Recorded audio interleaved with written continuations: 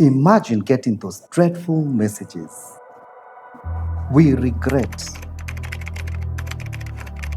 We are reshuffling.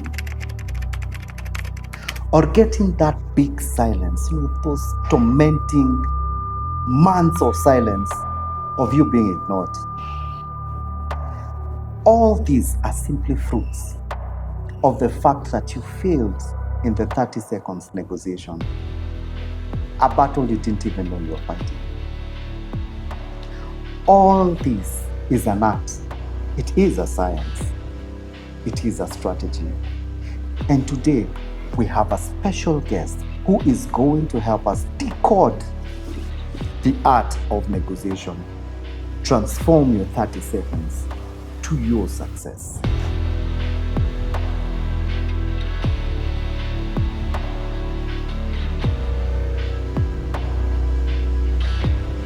Tell us about that mandazi business.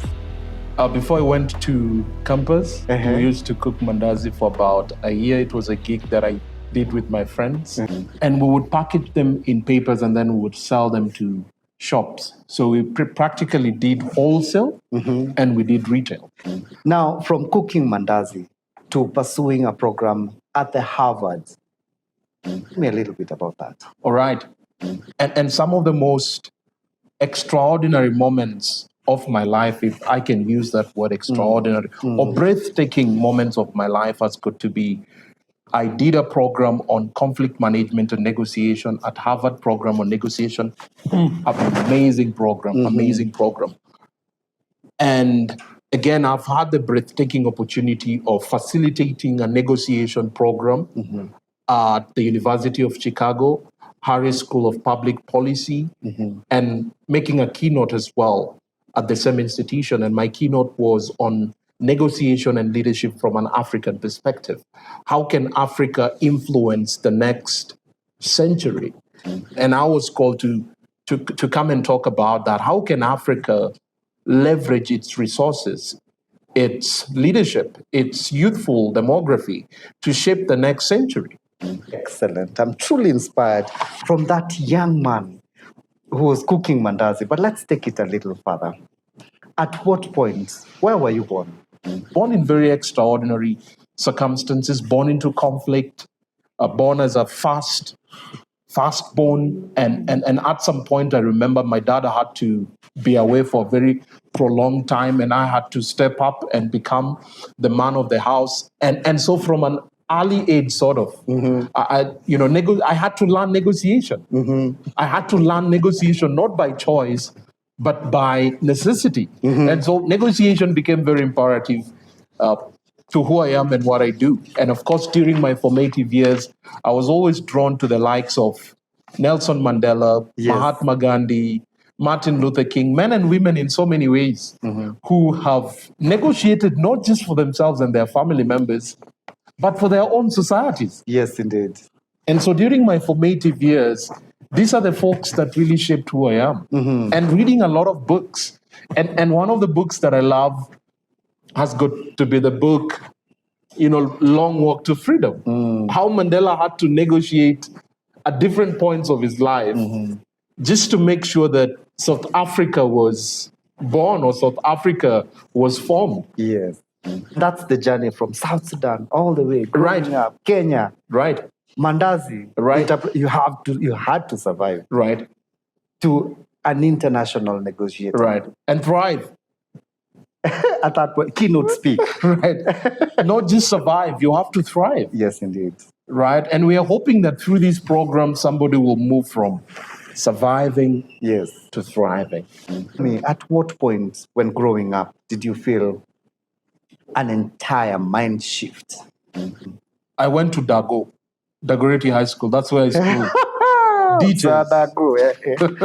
Excellent. Teachers, right? And I remember during our one closing day, as we were going home, trust you me, this is based on true story. Yes. This is based on true story. Yeah.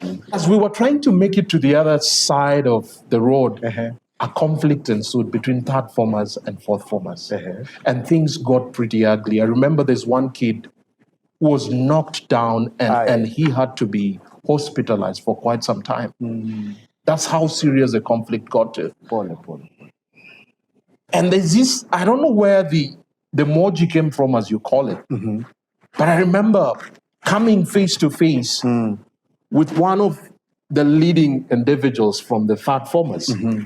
And I remember he was holding something crude, and my eye and his eye clicked, and people thought that was a dangerous move. But to this day, I don't remember what I said, but I must have said something for him not to harm me. Right? Yeah. And in that moment, when I take a look at the rear view mirror, that's negotiation. Yes. Practically right there. saving my life. Wow.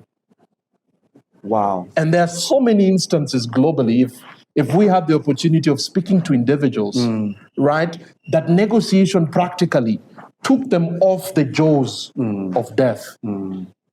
Yeah. Sometimes that's how important negotiation can be. It can be the difference between breathing and not breathing.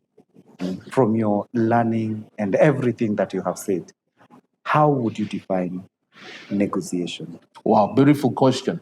I'm going to give you 3 definitions, working definitions. Yes. That is very practical.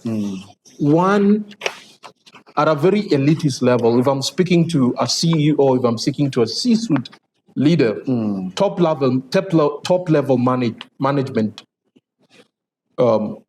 personnel, negotiation is the art and science of influence. It is influencing people to change their behavior or attitude, or their action, their line of action. So in simple terms, negotiation is influence. And the idea is you want to shape somebody's decision-making or attitude or behavior. A very elitist level, that's what negotiation is. Yes. Right? Secondly, I could say that, and this could go for everyone in life, negotiation is all about problem solving. So how do we solve problems that come our way? And lastly, negotiation is strategic communication, where 2 individuals or 2 groups or 2 entities or 2 governments sit down and try to come out with a better agreement. Reflecting to that particular situation where you had this conflict with your third formers and fourth formers, those 30 seconds really did a lot. And they informed all the collaborations, everything that you have defined about negotiation. 30 seconds made the difference. Am I correct to say that? Very true. It made the difference between life and death. Wow. Sometimes, that's how tough it can get. To life and death. Yes. That somebody's life is pegged on your negotiation skills. Since I believe that negotiation changes, is a bridge. It's like a bridge. It's just a small, quick bridge that changes for or against you. You negotiate, you buy. Oh, yeah? You're done. Right. Because there's still a perspective of poor negotiation. Right. And unfortunately, most of the time, we find ourselves in those negotiating, whether you know it or not, whether you appreciate it or not, you are constantly negotiating. But then again, I want you to take me to an opportunity that you felt this changed. Something I said changed the energy in the room. And that is what got me out of Kenya to a global space.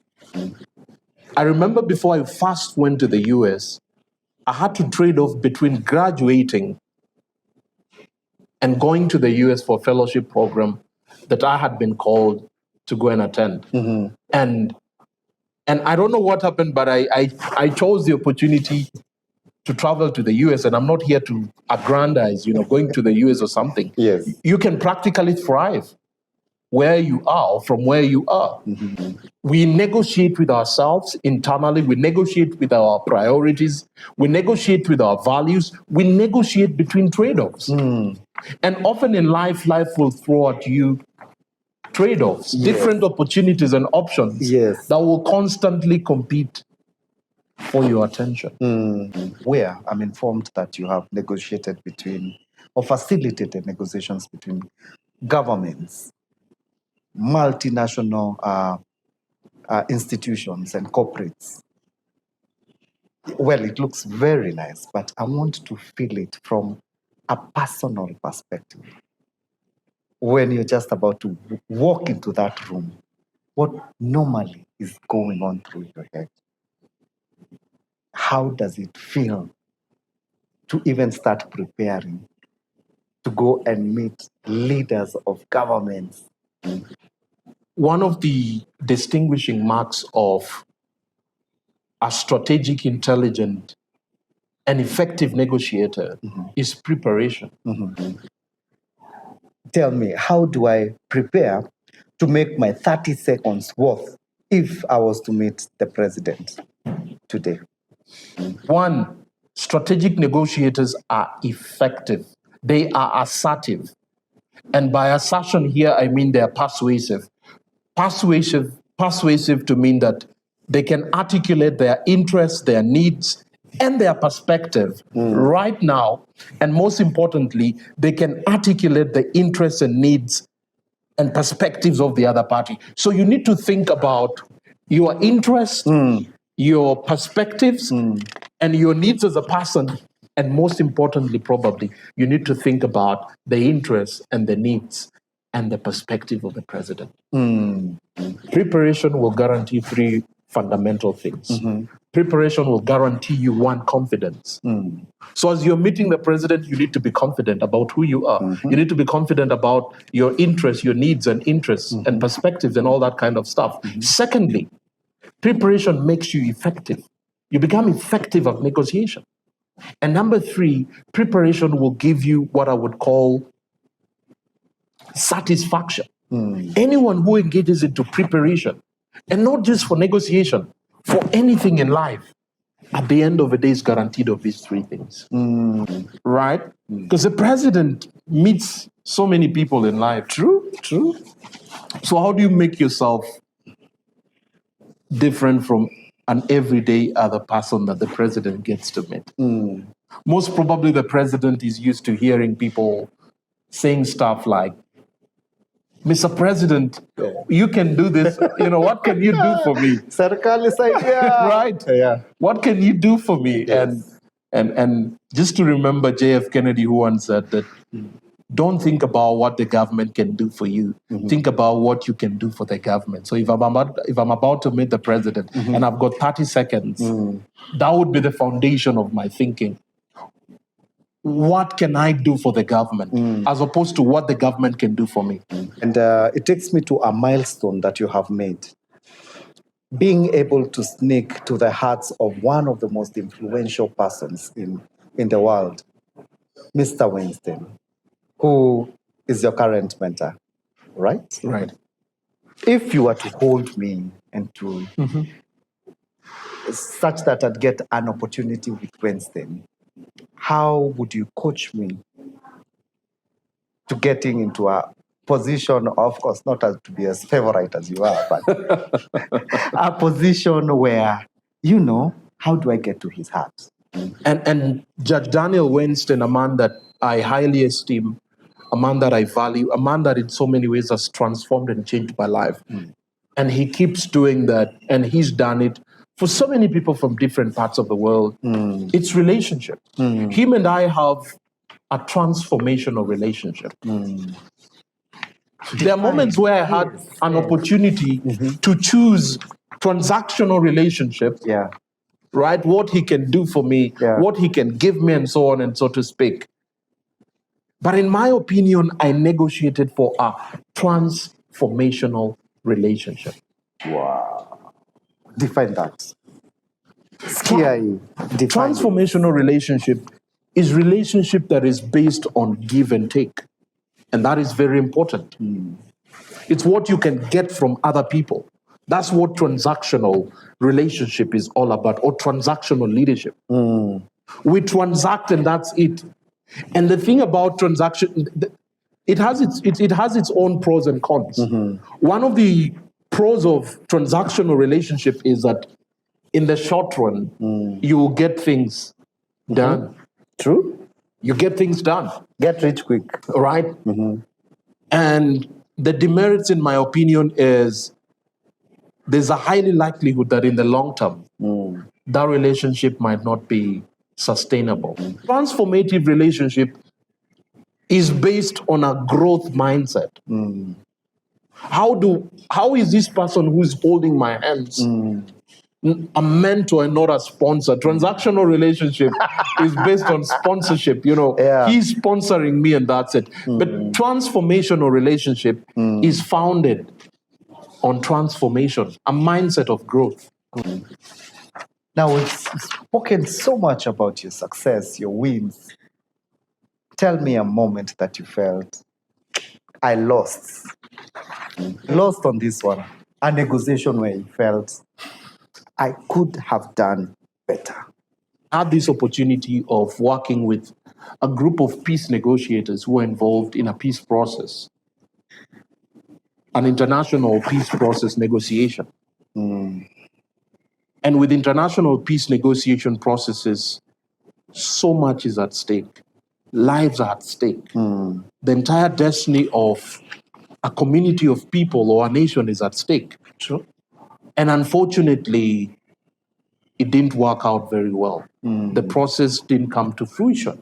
And in so many ways, I felt I disappointed the people that I was coaching, the people that I was building their capacities, the people I was training, and the people involved in that conflict. I felt that I disappointed, that young person, that young boy, who for some reason, because of conflict, their education has had to stop. I felt I disappointed that hardworking woman who runs a grocery, and because of the conflict, she can't run her business and put food on the table for her family. I felt I disappointed, that young man who is a soldier and they've been fighting their entire life. Conflict has become his identity in so many ways. I felt that I disappointed that young person.